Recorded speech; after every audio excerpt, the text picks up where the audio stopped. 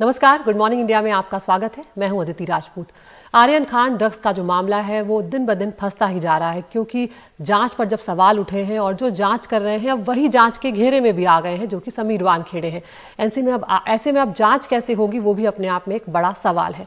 Zonal director NCB के समीर वानखेड़े पर गंभीर आरोप लगाने वाले प्रभाकर सहील को अब एनसीबी ने पूछताछ के लिए समन किया है। उन्हें आज 12 बजे दिन में पूछताछ के लिए बुलाया गया है। उनसे दिल्ली से आ रही एनसीबी की टीम पूछताछ करने जा रही है। यही टीम समीर वानखेड़े पर लगे वसूली के आरोपों की भी जांच कर रही है। प्रभाकर सहील ड्रग्स केस में पहले गवाह हैं, लेकिन उन्होंने बाद में आरोप लगाया कि उनसे जबरदस्ती कोरे कागज पर दस्तखत करवाए गए हैं। उन्होंने 25 करोड़ की डील का भी आरोप लगाया। समीर वानखेड़े दिल्ली भी आए हुए थे, लेकिन अब वो भी मुंबई पहुंच चुके हैं, तो अब उन पर जो वसूली के आरोप लगे हैं उनकी भी जांच आगे बढ़ेगी।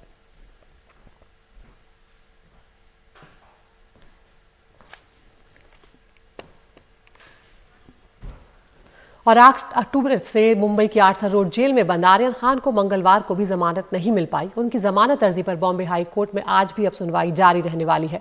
आर्यन के लिए पूर्व अटॉर्नी जनरल मुकुल रोहतगी ने कोर्ट के सामने दलीलें रखी और आर्यन की गिरफ्तारी पर ही सवाल उठाए।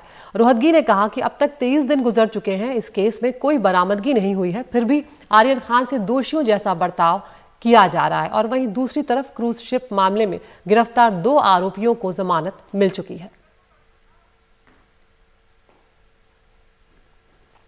शाहरुख खान के बेटे आर्यन की एक और रात जेल में कटेगी, क्योंकि जमानत अर्जी पर बुधवार को सुनवाई जारी रहेगी।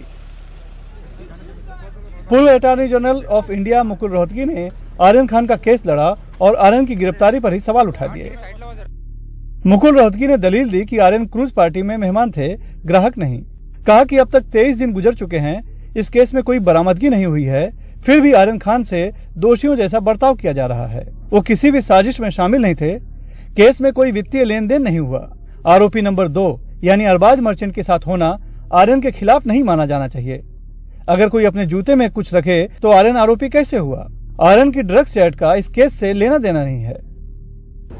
शाहरुख खान की मैनेजर पूजा ददलानी के खिलाफ एनसीबी की दलील ने भी चर्चा बटोरी। उनके नाम का उल्लेख करते हुए कहा गया कि गवाह के कथित हलफनामे में शाहरुख खान के मैनेजर का नाम जुड़ा है और ऐसा सामने आया है कि पूजा ददलानी ने जांच के दौरान गवाह को प्रभावित किया है। इसीलिए इनकी जमानत अर्जी खारिज करने का ये जरूरी आधार बनती है। वहीं दूसरी तरफ क्रूज शिप ड्रग्स पार्टी मामले में ही 2 आरोपी मनीष राजगरिया और अविन साहू को सेशन कोर्ट ने जमानत दे दी। अब देखना यह है कि इन दोनों की जमानत को क्या बॉम्बे हाई कोर्ट में भी आर्यन, अरबाज और मुनमुन धमेचा की जमानत का आधार बनाया जाता है या नहीं। I just came to know that bail हुई है, तो that is very good for us and we will definitely rely on जो ऑर्डर है साहब का कल हाई कोर्ट में। उधर दिल्ली में एनसीबी हेडक्वार्टर में इस मामले को लेकर काफी हलचल रही। कई तस्वीरें जारी हुई। एनसीबी के जोनल डायरेक्टर समीर वानखेड़े दिल्ली पहुंचे तो अब उनके खिलाफ लगे वसूली के आरोपों की विजिलेंस जांच के लिए 5 सदस्यों की एक टीम बुधवार को मुंबई पहुंचेगी। हालांकि अब तक ये साफ नहीं हुआ कि मीटिंग में समीर वानखेड़े को लेकर क्या कुछ हुआ है। समीर वानखेड़े फिलहाल दिल्ली में हैं और हो सकता है उन पर लगे आरोपों को लेकर उनका बुधवार को बयान दर्ज किया जाए। इसके बाद विजिलेंस की टीम आगे की जांच के लिए मुंबई जाए। मुंबई से कैमरामैन राजेंद्र दयाल के साथ सुनील सिंह, एनडीटीवी इंडिया के लिए। उधर एनसीबी के जोनल डायरेक्टर समीर वानखेड़े पर हर दिन नए आरोप लग रहे हैं। मंगलवार को कैबिनेट मंत्री नवाब मलिक ने दावा किया कि एनसीबी के ही कर्मचारी ने उन्हें पत्र लिखकर वानखेड़े से जुड़े 26 मामलों की जानकारी दी है, जिसमें गैर कानूनी तरीके से कार्रवाई की गई। तो वहीं समीर वानखेड़े की बहन और पत्नी ने सभी आरोपों के खिलाफ अपनी बात मीडिया के सामने रखी और समीर वानखेड़े पर लग रहे आरोपों को बेबुनियाद बताते हुए कहा कि वो ईमानदार है। इसका क्या नाम लिखा है? मंगलवार को भी एनसीपी नेता नवाब मलिक एनसीबी के जोनल डायरेक्टर समीर वानखेड़े के खिलाफ आरोपों का पुलिंदा ले आए। बताया कि एनसीबी के ही एक कर्मचारी ने उन्हें 26 ऐसे मामलों की जानकारी दी है जिनमें वानखेड़े ने अवैध कार्रवाई की।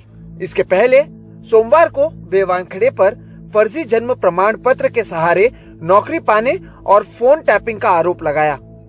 हम स्वागत करते हैं कि कम से कम एनसीबी ने अपनी साख को कायम रखने के लिए एक जांच बिठाने का काम किया है और निश्चित रूप से जब जांच चल रही है तो जो दस्तावेज सामने आए हैं, हम विनती कर रहे हैं कि इस चीज़ों की भी जांच हो। हमें लगता है कि एजेंसी कोई गलत नहीं होती। एक गंदी मछली पूरे तालाब को गंदा कर देती है। अगर उस मछली को पकड़ा जाए, उसकी जांच हो, तो तालाब पाक हो जाएगा। हमें लगता है वो शुरुआत हुई है। समीर वानखेड़े इस शहर में 2 लोगों के जरिए लोगों का फोन टेप कर रहे हैं। नवाब मलिक का जवाब देने मंगलवार को समीर वानखेड़े की बहन यास्मीन वानखेड़े और पत्नी क्रांति रेडेकर ने मोर्चा संभाला। बर्थ सर्टिफिकेट भी पेश किया गया है कल प्रेस के सामने। उनका जो भी है डिटेल्स, उनके रिलीजन के, उनके कास्ट के, हर चीज के प्रूफ्स, उनका नाम का प्रूफ, हर चीज के प्रूफ्स, प्रॉपर गवर्नमेंट प्रूफ्स अगर हम लोग ने पेश कर चुके हैं, तो इससे ज्यादा और झूठ उनको कैसे प्रूव करें। इस सब के बीच दिल्ली पहुंचे समीर वानखेड़े ने करीब 1.5 घंटे एनसीबी दफ्तर में बिताए। एनसीबी के ही गवाह की ओर से लगाए गए आरोपों के बाद वानखेड़े की विभागीय जांच की बात की गई, लेकिन सूत्रों की माने तो मंगलवार के दिन उनसे कोई पूछताछ नहीं हुई। आर्यन खान और क्रूज ड्रग्स केस मामले की कहानी में अब कहानी से बड़े उनके किरदार हो चुके हैं। कहीं ना कहीं समीर वानखेड़े पर पहले जिस तरह से वसूली के आरोप लगे, उसके बाद फर्जी सर्टिफिकेट के जरिए नौकरी पाने का आरोप लगा और उसके बाद 26 मामले सामने आए जिसमें गैर कानूनी तरीके से कार्रवाई करने के आरोप उन पर लगे हैं। लेकिन एक सवाल ये है कि क्या इस पूरे मामले में केवल आरोप प्रत्यारोप का दौर ही जारी रहेगा या इसमें कोई जांच भी की जाएगी? मुंबई से कैमरा पर्सन राजेंद्र दयालकर के साथ सोहित मिश्रा, एनडीटीवी इंडिया। और अब करते हैं बिहार की बात, जहां पर तारापुर विधानसभा उपचुनाव के लिए रैली करने पहुंचे मुख्यमंत्री नीतीश कुमार को युवाओं के विरोध का सामना करना पड़ा। हंगामा करने वाले रोजगार के वादों को लेकर नारेबाजी कर रहे थे। नीतीश ने जैसे ही बोलना शुरू किया, उनका विरोध शुरू हो गया, उनकी नारेबाजी शुरू हो गई। हालात ये हो गए कि मंत्री अशोक चौधरी ने हाथ जोड़कर लोगों से हंगामा न करने की गुजारिश की। बावजूद इसके शोर कम नहीं हुआ। इस हंगामे के बीच नीतीश कुमार ने मंच से विरोध करने वालों पर तंज कसा। उन्होंने कहा कि इन्हें हल्ला करने दीजिए, क्योंकि इसी काम के लिए किसी ने इन्हें भेजा है।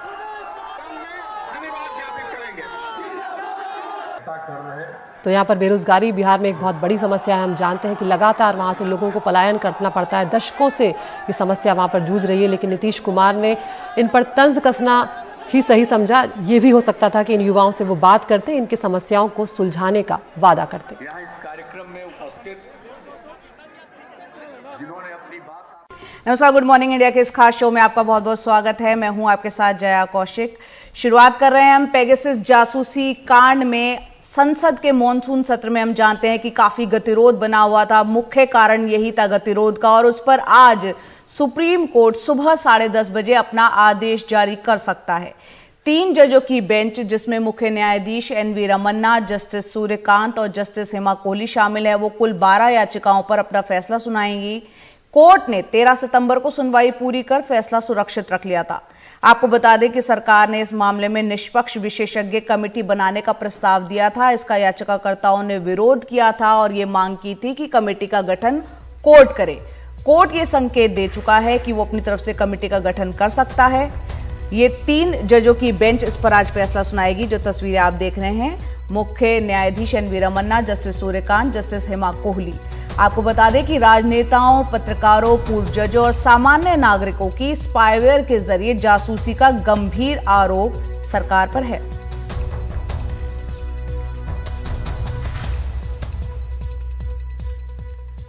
आगे बढ़ते हैं, बात करते हैं एनसीबी के जोनल डायरेक्टर समीर वानखेड़े पर गंभीर आरोप लगाने वाले प्रभाकर सहील को एनसीबी ने पूछताछ के लिए समन भेजा है। उन्हें आज 12 बजे दिन में पूछताछ के लिए बुलाया गया है। उनसे दिल्ली से आ रही एनसीबी की टीम पूछताछ करेगी और यही टीम समीर वानखेड़े पर भी, क्योंकि कई गंभीर आरोप लगे हैं, वसूली के आरोप लगे हैं, ऐसे में वो उनकी भी जांच करेगी।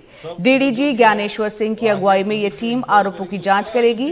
प्रभाकर सहील ड्रग्स केस में गवाह हैं, लेकिन उन्होंने बाद में आरोप लगाया कि उनसे जबरदस्ती कोरे कागज पर दस्तखत करवाए गए हैं। समीर वानखेड़े दिल्ली गए थे, लेकिन अब वो मुंबई पहुंच चुके हैं। जो सच है वो मैं सामने लाने की कोशिश कर रहा हूँ, और मैं जो भी अभी तक मैंने जितने भी स्टेटमेंट दिए टाइम टू आर्यन खान को कल भी जमानत नहीं मिली। आज भी सुनवाई होगी इस मामले में। आपको बता दें कि 8 अक्टूबर से मुंबई की आर्थर रोड जेल में बंद आर्यन खान को मंगलवार को भी जमानत नहीं मिल पाई थी। उनकी जमानत अर्जी पर बॉम्बे हाई कोर्ट आज सुनवाई जारी रखेगा। आर्यन के लिए पूर्व अटॉर्नी जनरल मुकुल रोहतगी ने कोर्ट के सामने दलीलें रखी और आर्यन की गिरफ्तारी पर सवाल उठाए। रोहतगी ने कहा कि अब तक 23 दिन गुजर चुके हैं, इस केस में कोई बरामदगी नहीं हुई है, फिर भी आर्यन खान से दोषियों जैसा बर्ताव किया जा रहा है। वहीं दूसरी तरफ क्रूज शिप मामले में गिरफ्तार 2 आरोपियों को जमानत मिल गई है। शाहरुख खान के बेटे आर्यन की एक और रात जेल में कटेगी, क्योंकि जमानत अर्जी पर बुधवार को सुनवाई जारी रहेगी। पूर्व attorney general of India Mukul Rohatgi ने आर्यन खान का केस लड़ा और आर्यन की गिरफ्तारी पर ही सवाल उठा दिए। मुकुल रोहतगी ने दलील दी कि आर्यन क्रूज पार्टी में मेहमान थे, ग्राहक नहीं। कहा कि अब तक 23 दिन गुजर चुके हैं, इस केस में कोई बरामदगी नहीं हुई है, फिर भी आर्यन खान से दोषियों जैसा बर्ताव किया जा रहा है। वो किसी भी साजिश में शामिल नहीं थे। केस में कोई वित्तीय लेन देन नहीं हुआ। आरोपी नंबर 2 यानी अरबाज मर्चेंट के साथ होना आर्यन के खिलाफ नहीं माना जाना चाहिए। अगर कोई अपने जूते में कुछ रखे तो आर्यन आरोपी कैसे हुआ? आर्यन की ड्रग्स चैट का इस केस से लेना देना नहीं है। शाहरुख खान की मैनेजर पूजा ददलानी के खिलाफ एनसीपी की दलील ने भी चर्चा बटोरी।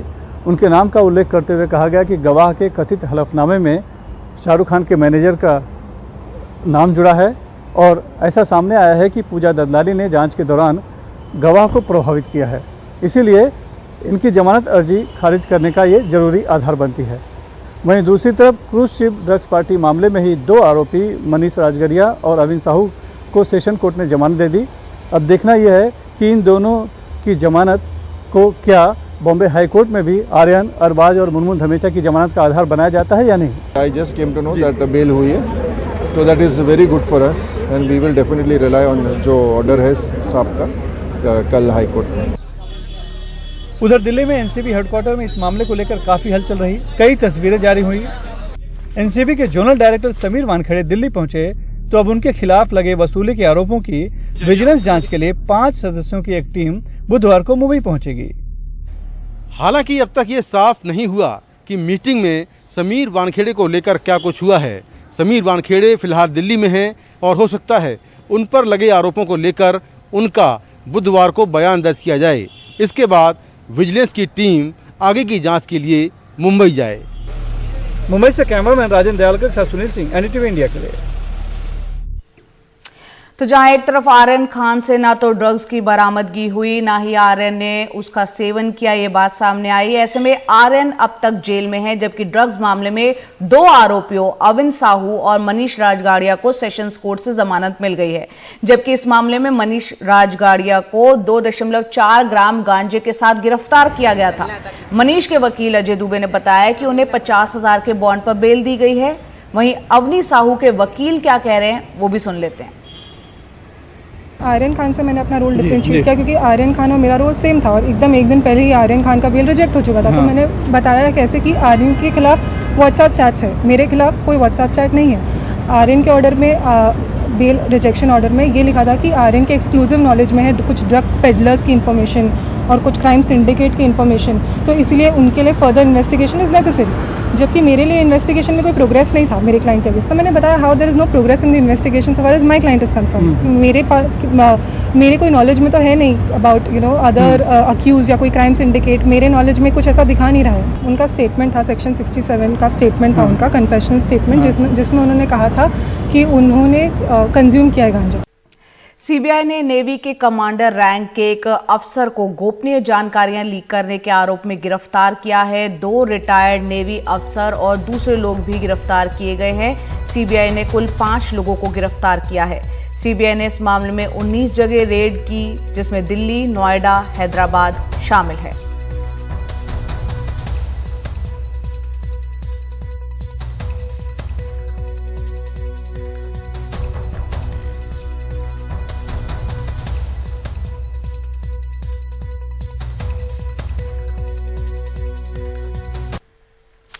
रोजगार के साथ अगर हुनर जुड़ जाए तो क्या कमाल होता है, देखते हैं इस रिपोर्ट में। अवसर था देश की 2.5 लाख महिलाओं के लिए आत्मनिर्भर होने का अवसर।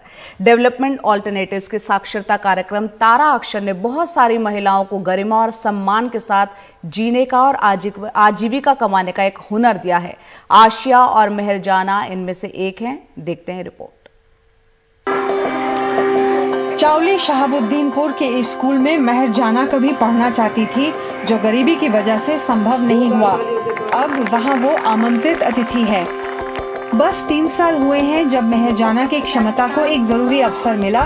डेवलपमेंट ऑल्टरनेटिव्स द्वारा चलाए जा रहे तारा अक्षर साक्षरता कार्यक्रम में नाम लिखाने का। मेहरजाना के लिए फिर शिक्षण कभी रुका नहीं, तब भी जब वो घर पर थी। मेरा भाई मैथ नहीं आता था, हिंदी में भी थोड़ा कच्चा थी, गुणा नहीं आती, भाग नहीं करना आता, जोड़ नहीं करना आता, यह सब नहीं आता। तो ये सीखा मैंने, बड़े से बड़े सवाल करने सीखे। Teacher is an important job role associated with apparent. आज मेहरजाना की जिंदगी पूरी तरह बदल चुकी है। सिलाई बुनाई सीखकर वो आर्थिक तौर पर आत्मनिर्भर हो चुकी है और अब दूसरी महिलाओं को सिलाई सिखाती है।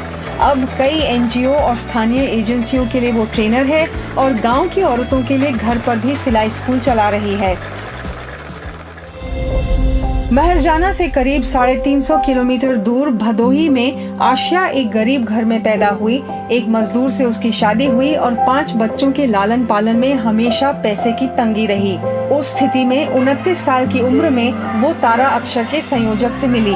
56 दिन तक लिखना पढ़ना सीखने के बाद आशिया साक्षरता के बाद होने वाली ज्ञान चौपाली के सत्र से जुड़ी, जहां महिलाओं को स्वास्थ्य, साफ सफाई और आर्थिक मामलों में अपने नए हासिल ज्ञान का इस्तेमाल करना सिखाया जाता था।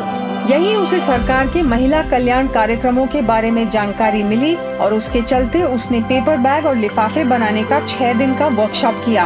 आज आशिया का अपना छोटा सा कारोबार है और वो 3000 रुपए महीने कमाती है।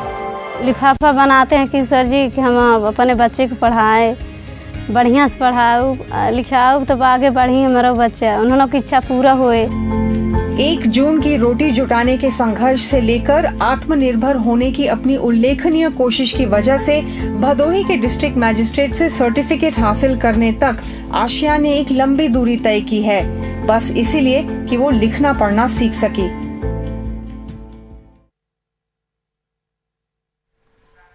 और अब वक्त हो चला आपको टॉप 5 खबरें दिखाने का। आपको करना ये एनडीटीवी इंडिया के यूट्यूब चैनल पर जाकर पोल का हिस्सा बनना है, बताना है पूरे दिन खबरों को, किन खबरों को विस्तार से देखना चाहते हैं। पहली खबर आर्यन खान से जुड़ी हुई, आज फिर उनकी जमानत की उम्मीद है। दूसरी खबर एनसीबी, मुंबई में जांच टीम, गवाह प्रभाकर को समन भेजा गया है। तीसरी खबर पेगासस जासूसी कांड में क्या सुप्रीम कोर्ट की निगरानी में होगी जांच। चौथी खबर बिहार से, जहां 3 साल बाद चुनाव प्रचार में उतरे हैं लालू प्रसाद यादव। पांचवी और आखिरी खबर पंजाब से, जहां कैप्टन आज बना सकते हैं नई टीम, यानी अपनी पार्टी का ऐलान कर सकते हैं।